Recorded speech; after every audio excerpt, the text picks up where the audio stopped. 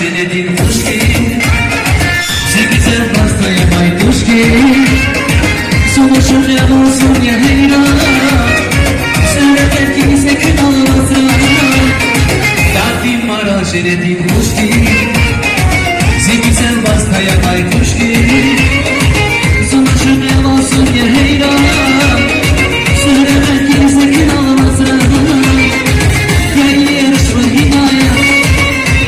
Jadi kunjungan, ada kisi kalau terbaik dia ini bahaya.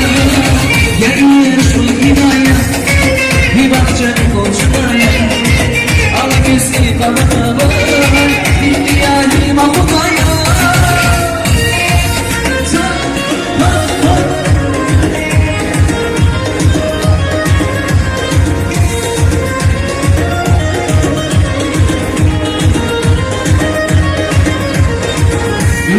Biz kamarda çöz